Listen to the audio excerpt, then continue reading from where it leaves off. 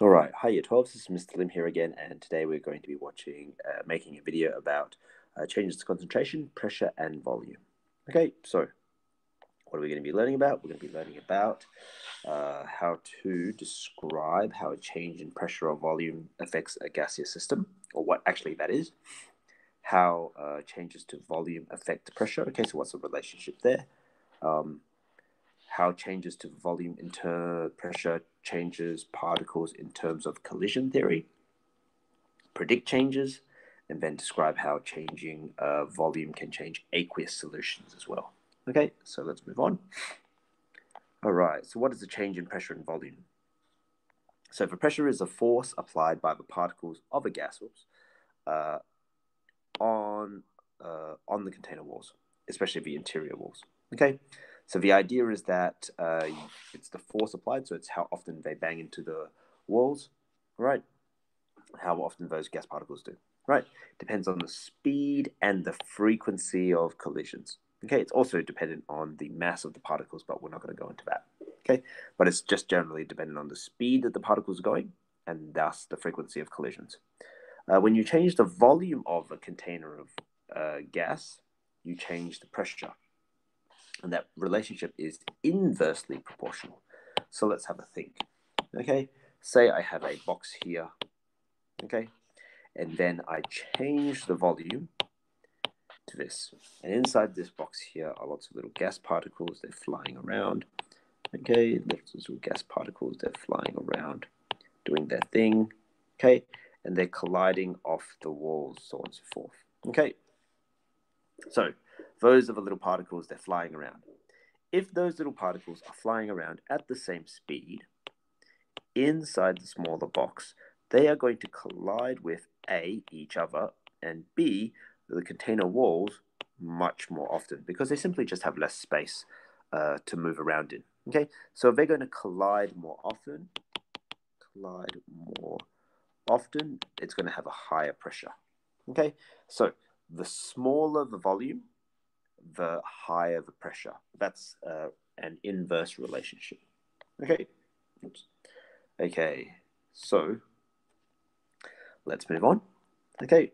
So then now we can describe how the pressure and volume affects the particles in terms of collision theory. Okay. So as we said before, it affects the frequency of collisions. Okay. So remember, every time you say the word collisions, you should really have preface it with the word frequency. Okay. So it changes the frequency of collisions. So the idea is that when you change the volume, you give them less space, which means they'll collide more often because they're in a much smaller space. Okay. Yep. Okay. Cool. So predict changes to the rate of reaction due to the changes in pressure and volume. So because pressure and volume are inversely related, that means that the relationship with rate of reaction for one of them will be proportional. Okay, so the relationship between pressure and rate of reaction is proportional, but between volume and rate of reaction is inversely proportional. Okay, so the idea being is that because these two are inversely related, therefore their relationship with the rate of reaction is also opposite. Okay, and it kind of makes sense. The greater the pressure, the greater the rate of reaction because they're going to collide more often. The greater the volume, the slower the rate of reaction because they're going to collide less often. Okay, this cannot be shown in an energy distribution graph. So if you think about it, an energy distribution graph shows you the distribution of particles. Okay, but you're not really changing the temperature, which is shown by the peak. All right, and you're not changing the area underneath the curve because it's not as if you're adding more particles. You're just changing the volume. Okay, so effectively, the proportion you can't show more frequent collisions in that particular graph. Okay. Okay, so describe how changing volume can change aqueous solutions. So far we've been dealing with gaseous solutions, okay? But now we're dealing with aqueous solutions. So the volume of a solution can be increased by diluting it with distilled water.